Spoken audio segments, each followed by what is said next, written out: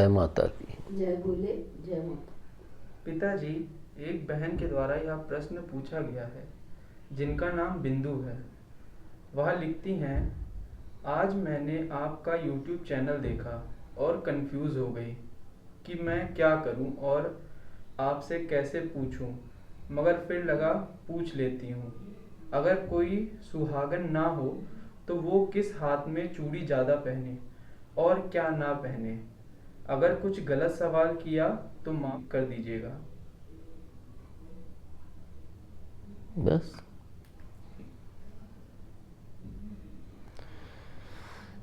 जैसा कि मैंने अपने वीडियो में यह बोला है कि हमें जहाँ से भी धन प्राप्त हो तो हमारी कामना यह होनी चाहिए कि हमें धन अधिक मात्रा में प्राप्त हो और खर्चा कम हो।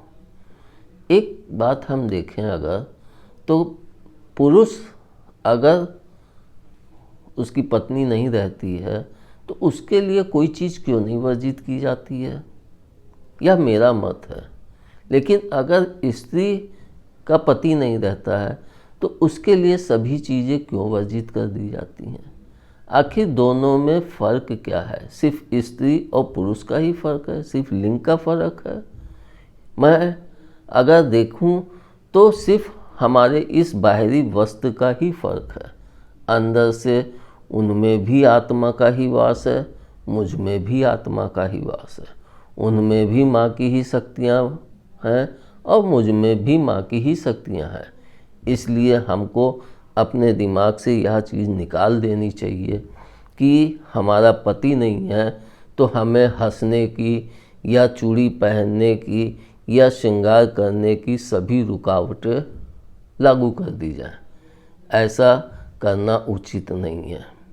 लेकिन अगर कोई स्त्री स्वयं अपने पति से इतना प्यार करती है तो वह उसके गम में अगर है तो वह अपने अनुसार अपने श्रृंगार को कर सकती है कि हम चूड़ी पहने या ना पहने, हम क्या पहने क्या नहीं पहने, या उसके ऊपर निर्भर करता है, ना कि किसी दूसरे के ऊपर। इसलिए हम तब भी एक हाथ में 2 चूड़ियाँ ज़्यादा, एक हाथ में चूड़ियाँ कम।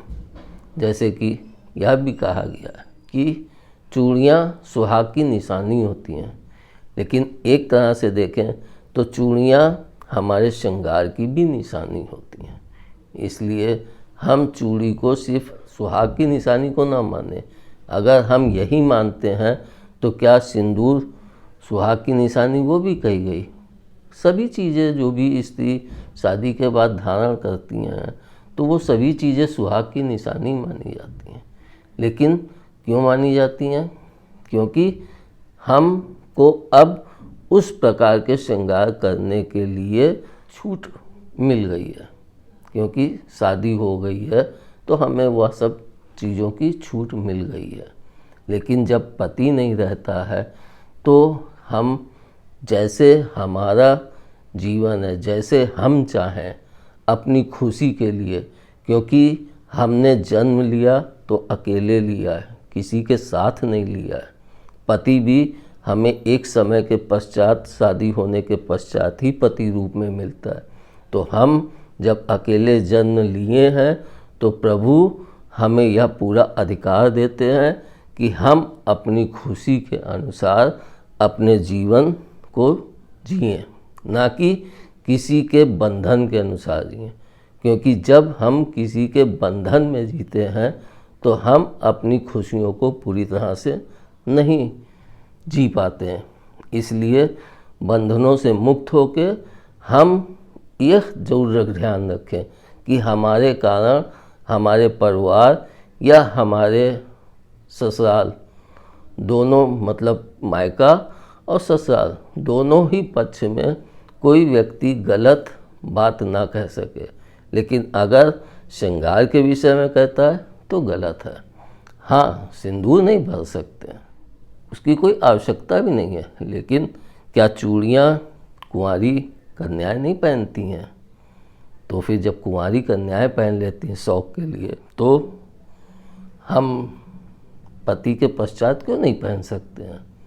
इसलिए हमको यह नहीं सोचना चाहिए, हमको बस अपने खुशी के लिए एक मजबूत कदम उठाएं और मजबूत कदम उठा के इस संसार से में अपने जीने के लिए वह क्षेत्र बनाए जिस क्षेत्र में हमें खुशियाँ प्राप्त हों और हम सुखपूर्वक प्रभु का कार्य करते हुए इस संसार से विदा हों, ताकि हम भी प्रभु के सामने जाके यह कह सकें कि हमने आपके कार्य में यह सहयोग किया है।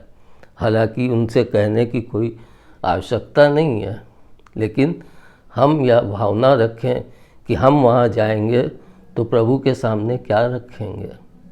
हमने देखा है कुछ लोगों को कि जैसे उनके पति नहीं रहे, उनको एक अलग कमरे में कर देते हैं, उनको सफ़ेद वस्त्र पहना देते हैं, बाल काट देते हैं, एक अलग कोठरी में कहते हैं रहो, चूड़ियाँ तोड़ दी जाती हैं। यह सब उपयुक्त नहीं है, यह मेरा मत है। बाकी किसके परिवार में कैसा है उसमें मेरा कोई भी अवरोध नहीं है। हाँ, मैं प्रभु के मार्ग में हूँ तो यह जानता हूँ कि प्रभु ने न स्त्री के ऊपर कोई बंदिश रखी है और न पुरुष के ऊपर रखी है, लेकिन बस हम शालीनता से अपना जीवन जिएं और अपने सीमा क्षेत्र के बाहर कोई भी ऐसा कार्य न करें जिससे किसी दूसरे को कष्ट प्राप्त हो। कुछ लोग कहते हैं कि चूड़ियों में काली चूड़ियाँ मत पहनो। मैं इसको भी नहीं मानता हूँ। अगर एक तरह से देखें तो शादी में सुहाग के लिए सर्वप्रथम काली चूड़ियाँ ही आती हैं, उसके पश्चात दूसरी चूड़ियाँ पहनी जाती हैं। तो हम यह कह सकते हैं कि कलर से कोई भी फर्क नहीं पड़ता है, सभी कलर प्रभु के बनाए हुए हैं। हमको जो कलर अपनी सुंदरता के लिए सेट करने में अच्छे लगे हम वो सभी कलर प्रयोग कर सकते हैं। अब आप कह सकते हैं कि काला अच्छा नहीं होता है, काला ये नहीं होता है, लेकिन हम यह भी तो देखें प्रभु ने तो सबसे पहले हमारे शीश पे ही काला रंग दे दिया है, तो वो कहाँ जाएगा? हाँ, तो वो तो नहीं हटेगा। तो काला रंग हो या कोई भी कलर हो, उसमें कोई भी बाध्यता नहीं है। हम अपने अनुसार जो भी कलर चूज करें वो पहने, लेकिन ज़्यादातर चूड़ियाँ कांच की पहने। मैंने उसमें कड़े के लिए भी कहा है, लेकिन कड़े में एक चीज़ और भी है कि हमने जैसे देखा है कि प्रभु बाएं पैर में कड़ा पहनते थे और दाहिने हाथ में पहनते थे। हालांकि वो रुद्राक्ष बांधते थे, लेकिन दाहिने हाथ का बाएं पैर में कि हम अधिक फालतू इधर उधर हमारी पाँव जो चलने की शक्ति है वो छीन ना हो, तो वो एक बंधन होता है। और हम गांव में स्त्रियों को देखते हैं भारी भारी, जो हम शायद कड़े पहन भी नहीं सकते हैं, वो स्त्रियां वहाँ भारी भारी कड़े पहनती हैं और भारी भारी पैरों में वो पहनती कड़े।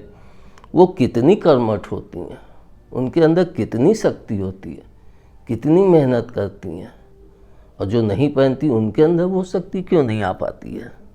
इसका भी सबसे बड़ा कारण यही है कि जब हमारे बंधन लग जाते हैं तो हमारी जो शक्ति है वो अंदर ही अंदर हमारे शरीर को मजबूत करती है, और जब वो मजबूत करती है तो हमारे अंदर ज़्यादा काम करने की शक्ति भी उत्पन्न होती है और हमारा दिमाग शांति के साथ अपने आगे के मार्ग में बढ़ता जाता है। धन्यवाद। जय बोले, जय माता। जय बोले, जय माता।